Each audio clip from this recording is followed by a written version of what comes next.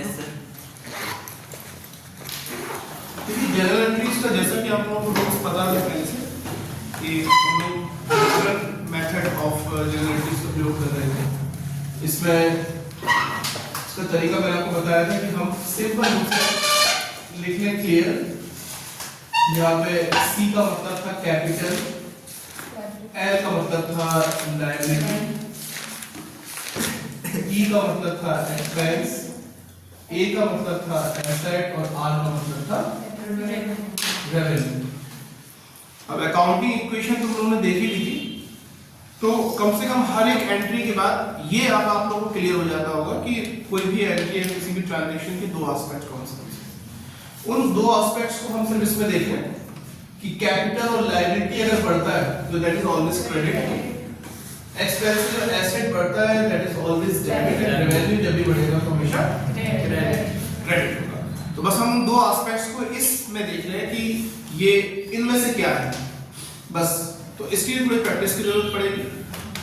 जब भी आप जनरल एंट्रीज करेंगे आपको कुछ नहीं करना है, बस आपको एक आगे पेज में ये लिख के रखना है और कोई भी एंट्री होगी आपको यही सोचना है कि ये इनमें से क्या है।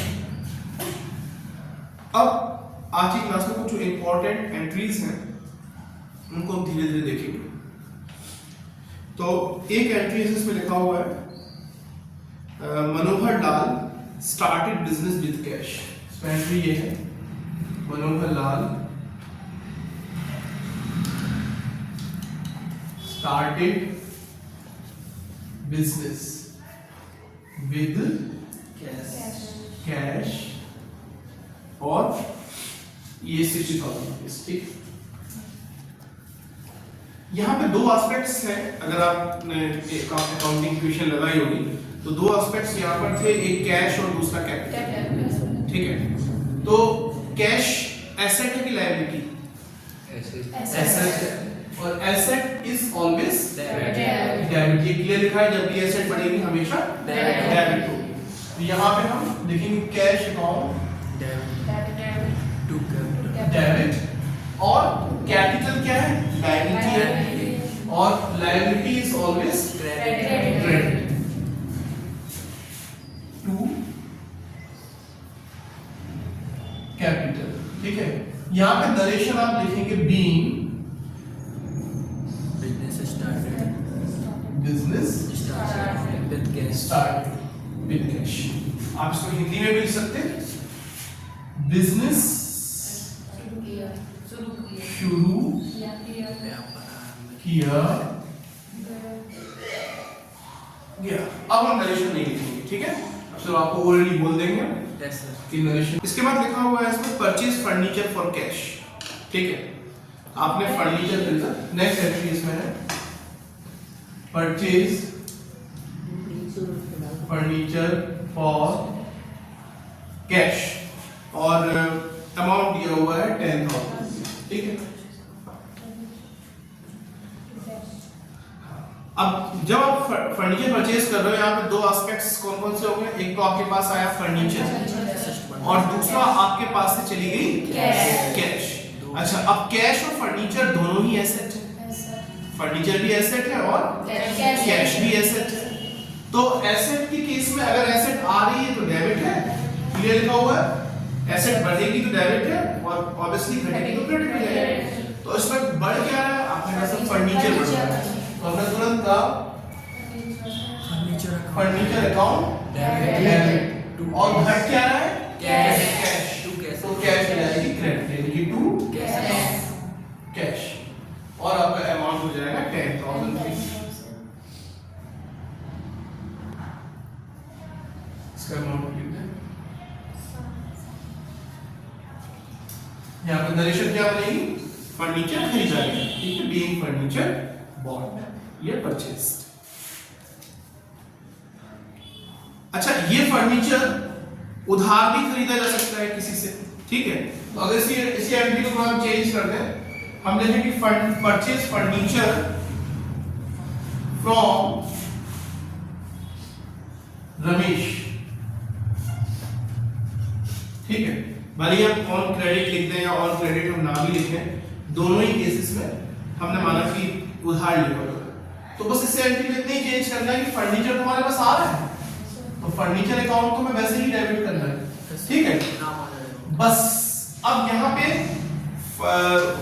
जो एक रमेश है वो और बढ़ गया। रमेश कौन है? क्रेडिटर है ना, उसको मैं पैसे देने हैं तो वो क्रेडिटर हो गया। And creditor is liability and liability is always credit, इसलिए हम रमेश को भी क्या कर देंगे? क्रेडिट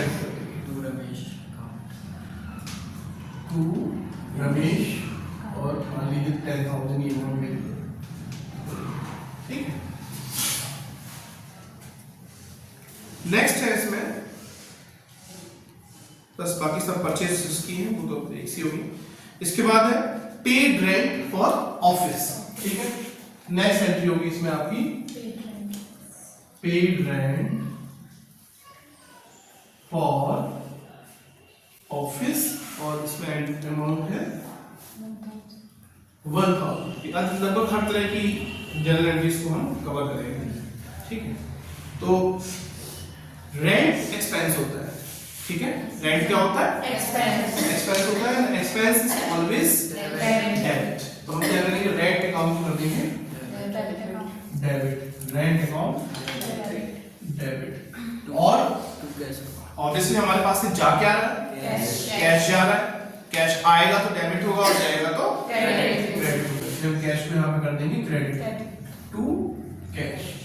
और ये कितना हो जाएगा आपका? 1,000 रुपीज, ठीक है।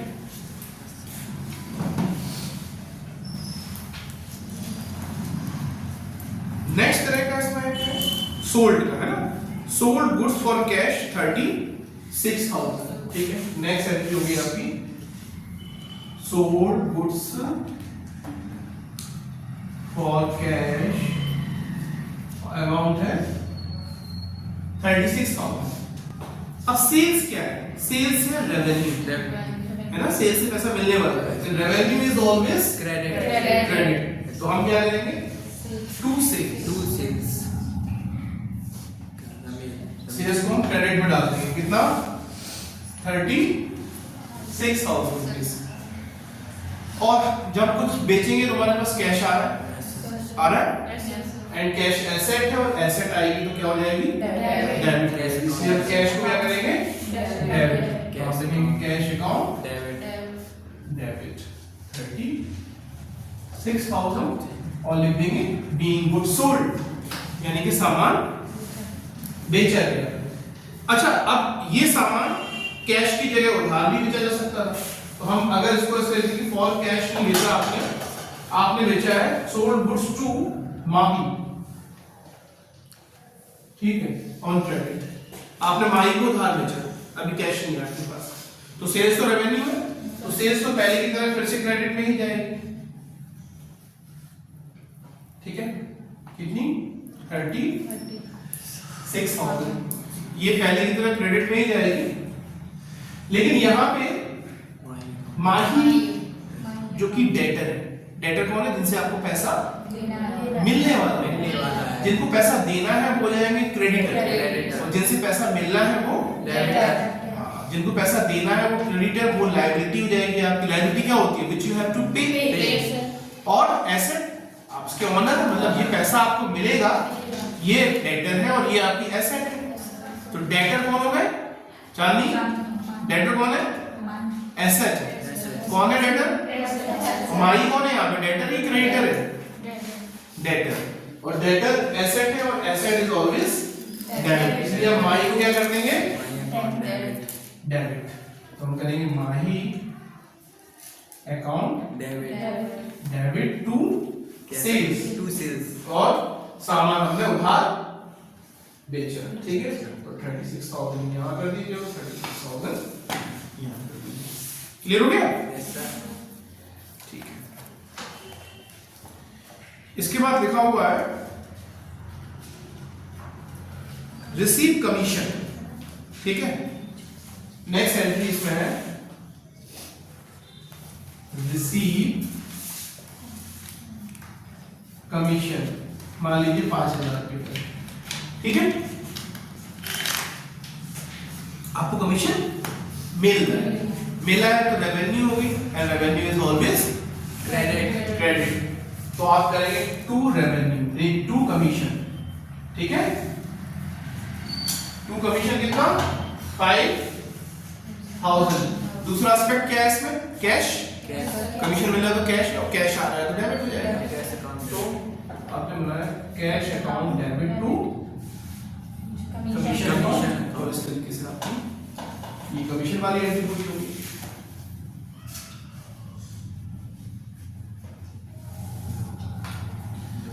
थोड़ी जगह कर दें।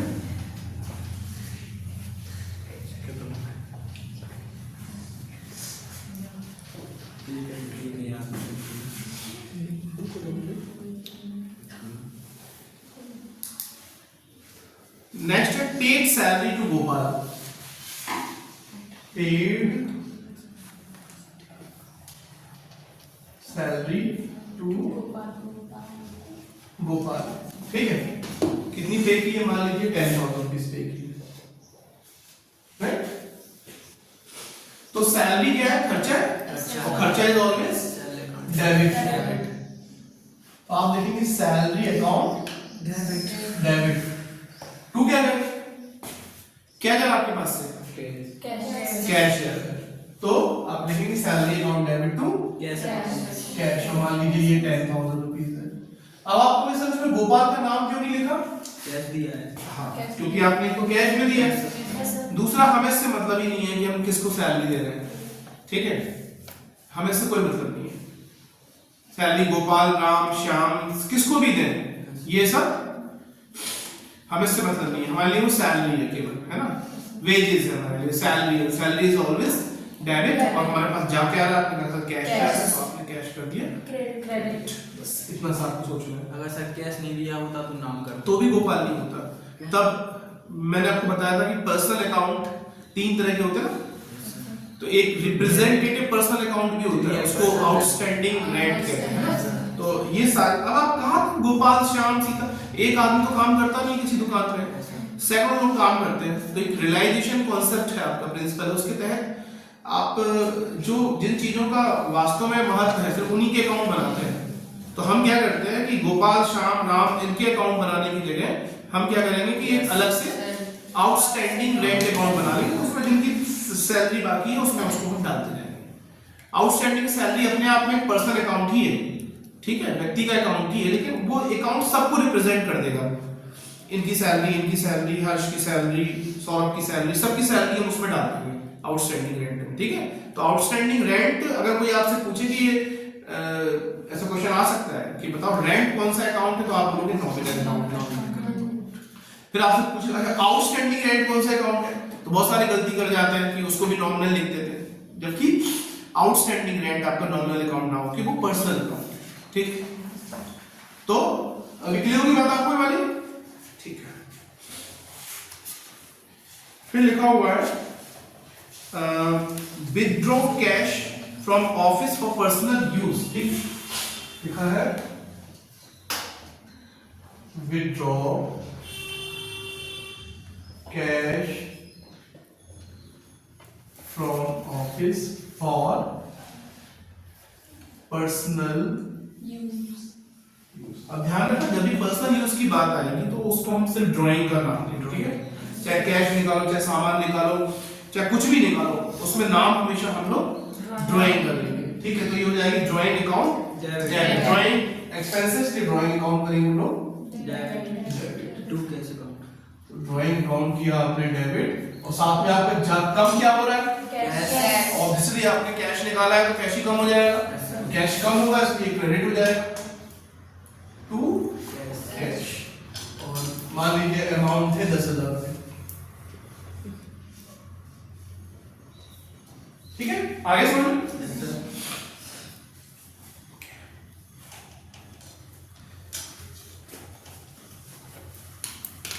फिर है मान लीजिए आपने परचेज की एंट्री तो हमने कर ही ली थी, एक ऐसा कर लो कि एक परचेज रिटर्न की भी कर लो, है ना। तो आप लिखो कि रामू ने 2,000 का सामान लौटा है, ठीक है। लिख देंगे रामू रिटर्न, नहीं फर्नीचर नहीं, फर्नीचर तुमने खरीदा था तो तुम रिटर्न करोगे, ठीक है। तो तुमने रामू से कुछ खरीदा था, कुछ सामान खरीदा होगा, ये चलो अभी परचेज की एंट्री अपन कराई नहीं, पहले परचेज करो उसके बाद करेंसी करेंगे, ठीक है। अभी हमने फर्नीचर परचेज ही कराई। देखिए जब आप अपनी दुकान के लिए कोई सामान खरीदते हैं तो वहां पे फिर उस फर्नीचर इसका नाम नहीं लिखा जाता, मतलब ऐसा कोई सामान जिसका हम सेल्स में यूज करते हैं, चाहे वो एज अ रॉ मटेरियल है या सपोज कीजिए कि हम चेयर खरीदने बेचने का काम करते हैं, तो हमने दुकान के लिए चेयर खरीदेंगे सस्ते में और महंगे में बेच देंगे। तो जो हम चेयर सस्ते में खरीद रहे हैं वहां पे हम यूज चेयर का नहीं करेंगे, हम वहां पे परचेज करेंगे। तो कोई भी चीज जो हम बेचने के लिए खरीद रहे हैं वो वहां पे हम वर्ड यूज करेंगे परचेज, ठीक है। तो जैसे मैं बोलूं कि परचेज गुड्स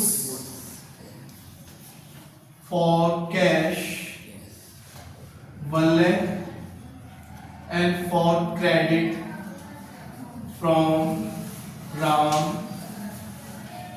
50,000।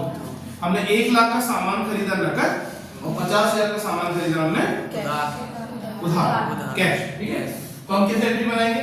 देखिए परचेज एक्सपेंस होता है, आप सामान परचेज कर रहे हो वो खर्चा है, सेल्स रेवेन्यू है और परचेज खर्चा है। जब भी हम कुछ परचेज करेंगे तो वो हमेशा डेबिट में रहेगा, तो आप लिखेंगे परचेज अकाउंट डेबिट। और मान लीजिए 1 लाख का नहीं, अब ये परचेज में कितना रुपया डालेंगे बाद में डिसाइड होगा। पहले तो हम ये देखें कि दो एस्पेक्ट कौन कौन से हैं। एक तो आपके पास है कैश है, कैश एसेट है, कम होगी तो क्रेडिट हो जाएगी, तो आप करेंगे टू कैश 1 लाख रुपीस। साथ में उधार भी आपने खरीदा है, उधार खरीदा है तो फिर उसको पैसे आपको भविष्य में देने पड़ेंगे। जब किसी को पैसे देने पड़ते हैं तो वो व्यक्ति आपका हो जाता है क्रेडिटर, एंड क्रेडिटर लायबिलिटी है, क्रेडिट। तो उस बंदे का नाम भी लिख दीजिए, कौन है वो? टू राम। और मान लीजिए 50,000 रुपया उसका भी नाम हो गया। तो अब कुल परचेज आपने कितनी कर ली? 1,50,000 रुपीस, ठीक है। बस आप एंट्री बना दीजिएगा कि being goods purchase for cash 1 lakh and for credit 50,000 rupees, ठीक है। सामान आपने उधार खरीदा 1 लाख का नकद और 50,000 का उधार, बस आगे समझ में आपको। इसके बाद परचेज रिटर्न करो। फिर ऐसा करो कि आपने लिखा कि राम को 5,000 का सामान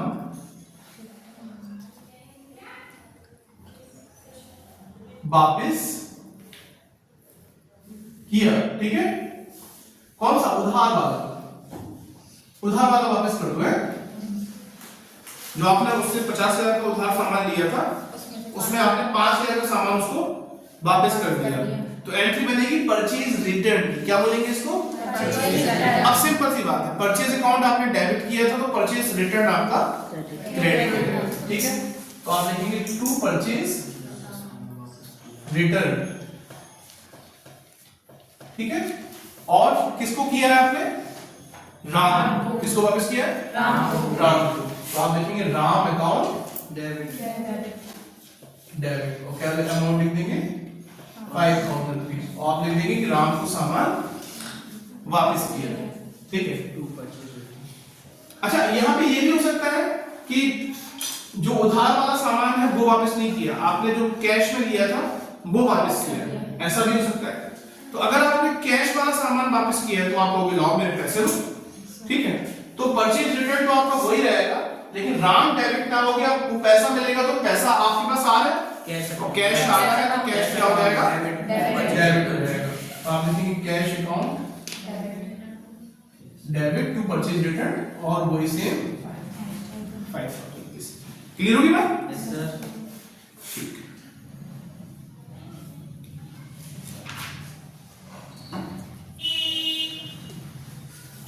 अब ये फुल सेटलमेंट वाले कुछ केसेस देख लो आप, ठीक है।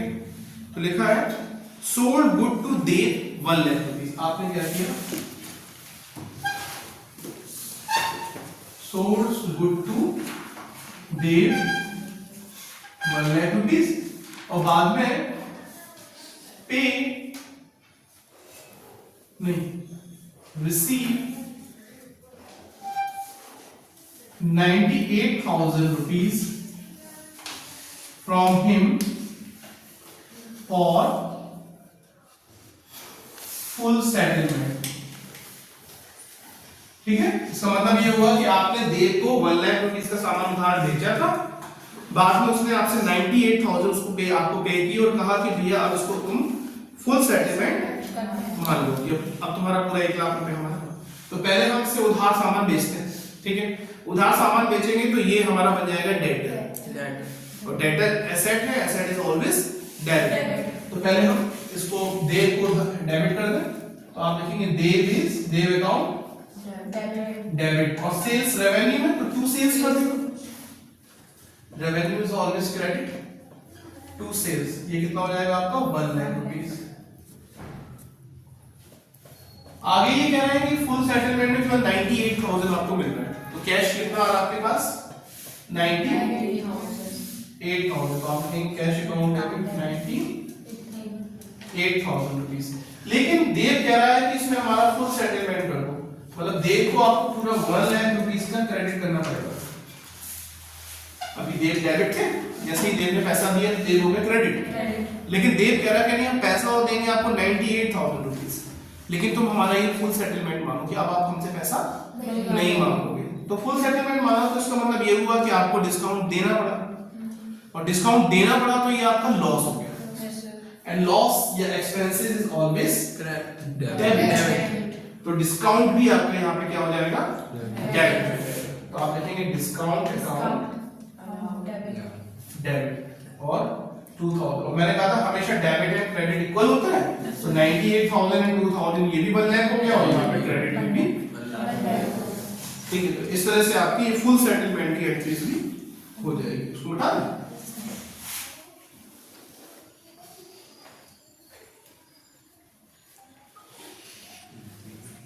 तो आपको जब भी जर्नल एंट्रीज करनी है, आपको हमेशा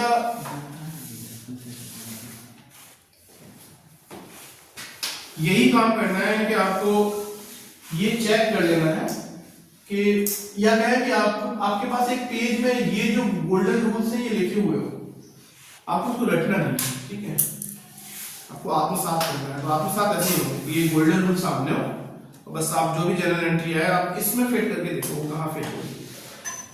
थोड़ा सा दिक्कत होगी क्योंकि रटना इजी है, हम आपको रटा भी सकते हैं कि कुछ चीज आपने खरीदी, परचेज अकाउंट डेबिट होता है, फलाना अकाउंट क्रेडिट होता है, ये रटा भी सकते हैं, और वो स्टार्टिंग में इजी लगता है रटना, लेकिन बाद में जब टफ एंट्रीज आती हैं तो दिमाग का दही हो जाता है।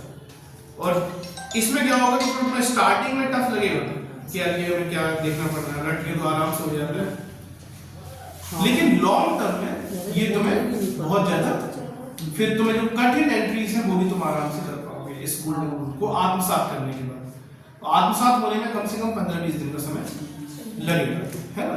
तो आप लगाते रहिए, 10-15 दिन में आपका ये बिल्कुल आपको आत्मसात हो जाएगा।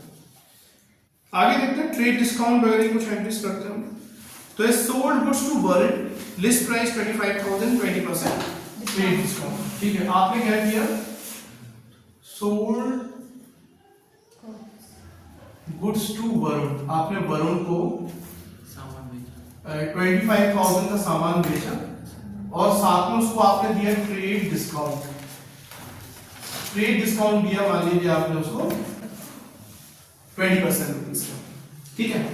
अब देखिए ट्रेड डिस्काउंट को ये माना जाता है कि ये ऐसा नहीं है कि हम कुछ स्पेशल है कि हमें ही देना है, ट्रेड डिस्काउंट मिलते है। अभी आप कोई बुक लेने जाओ तो आपको बुक स्टोर पे एक पर्टिकुलर डिस्काउंट वो देते ही हैं, वो सभी को देते हैं, है ना। तो सबको देते हैं, तो अगर हम उसको डिस्काउंट मानेंगे, हम एक मानेंगे तो वो चीज इतने की आती ही है, इसलिए हम ट्रेड डिस्काउंट की अलग से एंट्री करते हैं, हम सिर्फ माइनस करते हैं। तो मान लीजिए 25,000 की बुक है, तो आपने क्या किया 25,000 का 20% निकाला, तो इनटू 20/100 किया, 1 0 से 1 0 गया, 1 0 से 1 0 गया, 2500 दूनी 50, ये हो गया 5,000। तो 5,000 का डिस्काउंट हो गया, तो 2500 में से 5,000 घटाए तो बची अपने 2,000, तो वो चीज 2,000 की ही हमने बेची है, ठीक है। और अब ये नहीं लिखा है कि कैश बेची थी उधार, तुम उधार मांग रहे हो, तो हम वरुण का नाम भी लिख देंगे, ठीक है। तो सेल्स है, ऑब्वियसली रेवेन्यू होगी, रेवेन्यू इज क्रेडिट, तो टू सेल्स आपका हो गया 20,000 रुपीज। और किसको बेची है? वरुण को, तो वरुण अकाउंट डेबिट 20,000 और आपका ये हो जाएगा तो डिस्काउंट की यहाँ पे एंट्री अलग से लिखने की जरूरत नहीं है, आप सीधे पैसा कम कीजिए, ठीक है। अच्छा, अब इसको थोड़ा सा और ट्विस्ट करते हैं अपन। अगर मान लीजिए वो ये लिखे होते हैं कि ट्रेड डिस्काउंट भी दिया, साथ में वरुण से कहा कि वरुण अगर तुम हमें ये पूरा पैसा कैश में देते हो तो हम आपको 10% का डिस्काउंट और देंगे। तो वरुण थोड़ा सा लालच में आ गया कि यार हम बैंक में पैसा रखते हैं तो हमें इतना इंटरेस्ट नहीं मिलेगा जितना हमें ये डिस्काउंट दे रहे हैं, तो उसने बैंक से पैसा लेके और कैश में पेमेंट कर दिया। तो अब उसको पहले तो पेमेंट कितना देना पड़ा, तो 20,000 रुपीज तो थी हो ही गए थे, तो इसका भी 10% और डिस्काउंट हो गया, तो ये 2,000 रुपीज का डिस्काउंट और मिल गया। वो चीज अब कितने की पड़ी उसको? 18,000 रुपए की। और ये डिस्काउंट आपको इसलिए मिला है क्योंकि आपने कैश पे किया है। ये डिस्काउंट क्यों मिला आपको? क्योंकि आपने कैश पे किया है।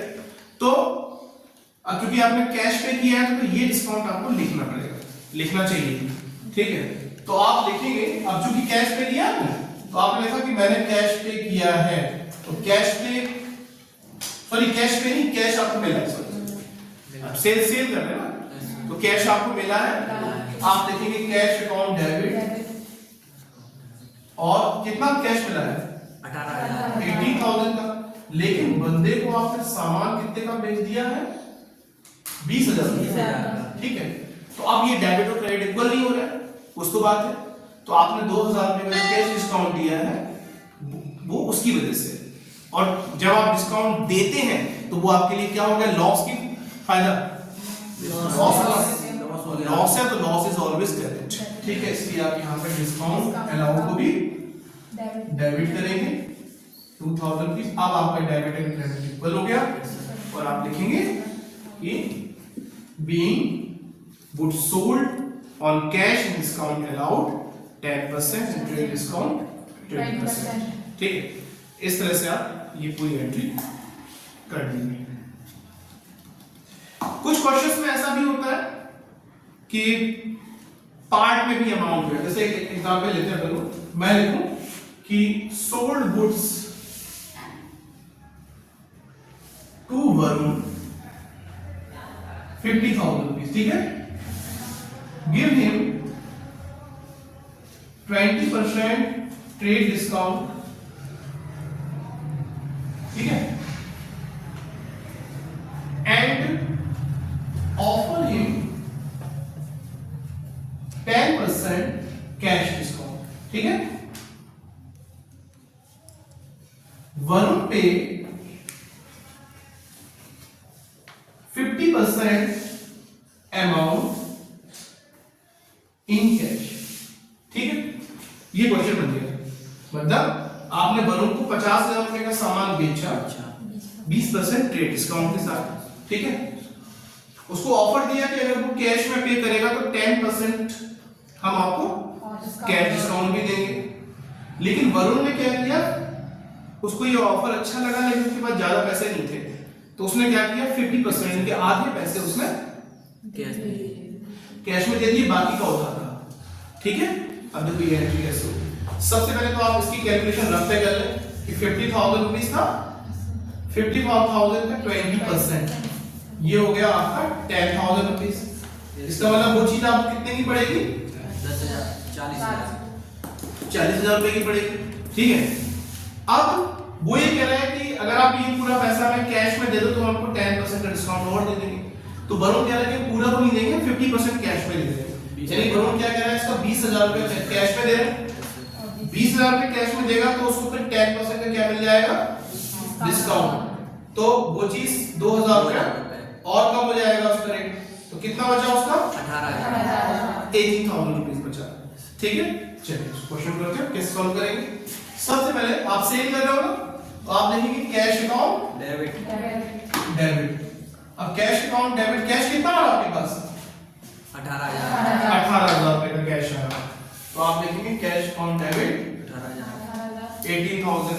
साथ में आपने 2,000 का डिस्काउंट भी अलाउ किया है, और जब डिस्काउंट आप दे रहे हैं तो वो आपका लॉस है, and loss is always debit. तो आप डिस्काउंट अकाउंट को भी डेबिट कर देंगे। कितना? 2,000 रुपीज। अब वरुण पे 20,000 रुपए की उधारी भी है, और उधारी है तो वरुण डेटर हो गया। वरुण क्या हो गया? एंड डेटर भी एसेट होता है, और एसेट इज ऑलवेज डेबिट। तो हम क्या करेंगे, डेटर यानी वरुण को भी क्या कर देंगे, डेबिट। और कितने का उधारी है? 20,000 रुपए की उधारी भी है। तो अब कुल अमाउंट जोड़ लीजिए, ये कितना हो गया? 40,000। लिखेंगे टू सेल्स, ये सब क्या कर रहे हो आप? सेल्स कर रहे हो, तो ये हो जाएगा 40,000। इस तरह से ये क्वेश्चंस किए जाते हैं। तो कई बार ऐसे कंबाइंड एंट्रीज भी आपको बनानी पड़ सकती है, तो ये टफ नहीं है आपको। वरुण वाला बता दो सर, वरुण को उधारी देनी है तो वरुण की रेट खुद को रखो ना। मान लीजिए हर्ष यादव को कोई ऑफर दिया, मैंने सामान सेल किया, मैंने कहा हर्ष यादव 50,000 का सामान है और हम तुम्हें 20% ट्रेड डिस्काउंट दे रहे हैं, तो 40,000 का सामान पड़ गया। फिर हमने कहा अगर तुम हमें कैश में पेमेंट करोगे तो हम तुम्हें 10% का और डिस्काउंट देंगे, 4,000 डिस्काउंट दे देंगे। तुमने कहा सर पैसे तो नहीं है हमारे पास, है ना। तो फिर भी तुम्हें रात को सोए, तुम्हें सपने में आया कि यार कुछ तो फायदा हो, तो तुमने इधर उधर से मांग घूम के 20,000 रुपए की व्यवस्था कर दी। यार कुछ तो डिस्काउंट मिलेगा, 2,000 का डिस्काउंट मिलेगा, तो वही हमारे लिए बहुत है, नहीं तो पूरे पैसे देने पड़ेंगे। तो तुम आए, तुमने कहा सर एक काम करो, 40 देना मैं आपको, आप 20 हमसे कैश ले लो, और हाँ तो कैश ले लेंगे तो हम लेंगे, ठीक है 20 नहीं लेंगे, उसको 10% डिस्काउंट दे देंगे। तो कैश तो हमने तुमसे कितना लिया? 18,000। लेकिन हमने 2,000 रुपए का तुम्हें डिस्काउंट अलाउड कर दिया, तुम्हारे 20 का हिसाब किताब करना, ठीक है। अब 20 पैसा और रह गया तो तुम डेटर हो गए, तो हमने तुम्हारे नाम पे इतना डेबिट आउट कर दिया, तो 20 का ये हो गया। इस तरह से तुम्हारा हमने सामान तो कितने का पकड़ा दिया? 40 का, लेकिन तुम्हें देने पड़ेगी 38। 20 बाद में दोगे, 18 तुमने दे दिए, 2,000 का तुम्हें क्या हो गया? डिस्काउंट हो गया। 38 के बदले में तुम्हें 40 का सामान मिल गया, इसलिए सेल्स में हमने 40 ही डाला है। सामान तुम्हारे पास 40 का चला गया, लेकिन तुम्हें पैसे देने पड़ेंगे केवल 38। और अगर तुम ये भी कैश में दे देते तो तुम्हें देने पड़ते केवल 36,000, है ना। ये आगे सुनो।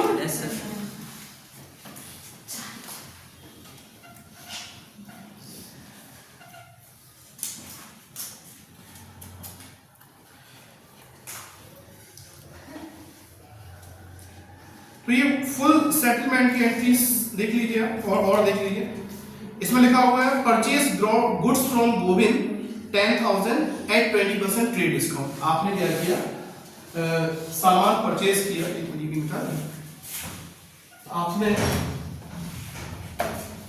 आपने किया परचेज गुड्स फ्रॉम रमेश या गोविंद कितने का सामान आपने लिया गोविंद से?